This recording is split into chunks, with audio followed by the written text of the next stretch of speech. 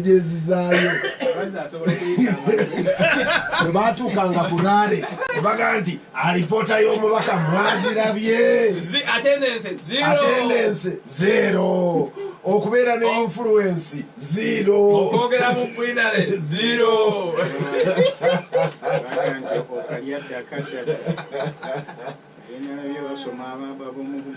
era seberi abavuga akasimbaga nti tuweereze akadokumenti ako nkasanga bagambe nze nina dokumenti yonna bantuukirire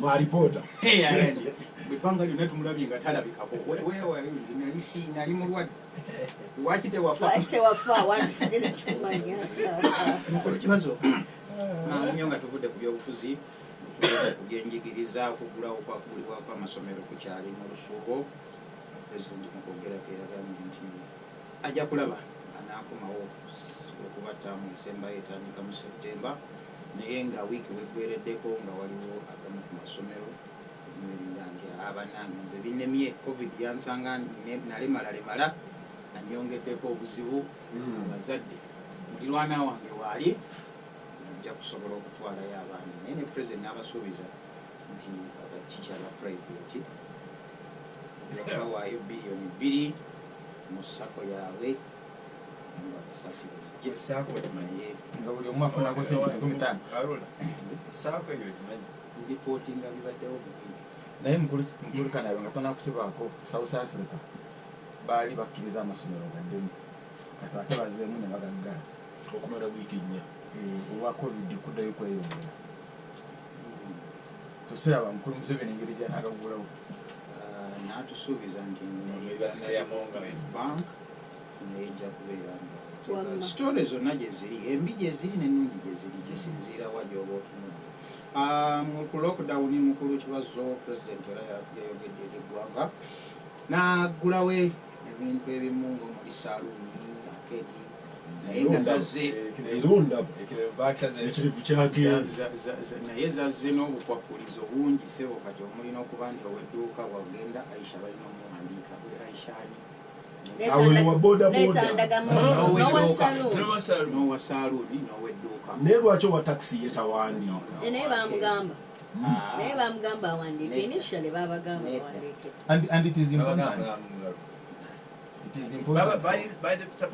naye bw'olinyira eggayaaza ng'ogenda kuviiramu kasangati ng'oli awandiika ekitabo nti John Kakande nini namba mobile number okutya kwange kuli kumu nti ebiseera ebisinga bwe tuyita abantu mu nkiiko osanga abantu b'emyaka egyo n'amaanyi tasobola kugawandiika so majority aba conductors balina capacity ewandiika ebibyo baagala bawandiika wayira okuwandiika okwo sikulinaako buzibu ennaku zino wabaddewo case globally eri interesting tradinga data abantu gwe bakozesa oli yalinnya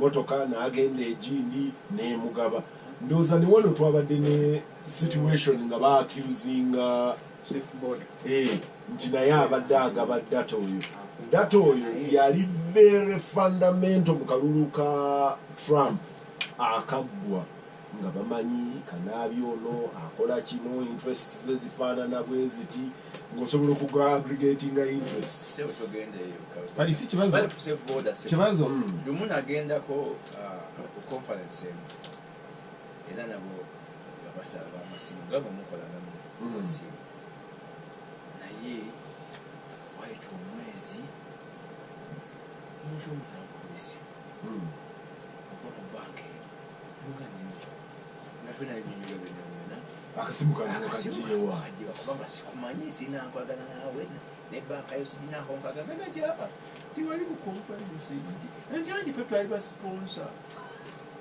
kibazo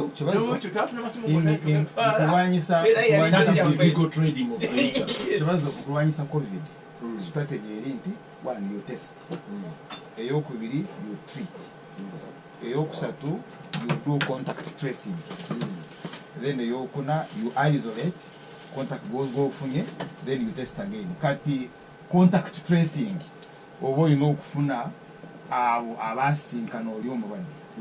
That's why ekitabo ekyo kiri important nnyo. Naye problem weere eri nti simanyi oba Abannayuganda tukitegeera consciously nti kituyamba. It's very important. No one dispute. Fede to disputing mukulu wa kitabo ekyo. Okutya kwaffe kuli misuse of information yakoze eki efunibwa. Kutya kitabo kikulu naye obuntu bwa wane Uganda. Anti kitwalibale tubeera ku radio. Tubeera ku radio Uganda. Kibazo tubeera ku radio West. We have a duty really. Moral duty okusomesa abantu nti ekitabo it is extremely very important. Okusinga gwe tax conductor oba oyamba ggwanga nsinga basanga conductor oyo ng'ekitabo the conductor wa taxi ng'abadde alina covid then omanya bonna abaatambulira mu taxi eyo they were at risk. So okusavinga society olina okubanoonya one by one, that is contact tracing n'obakebera.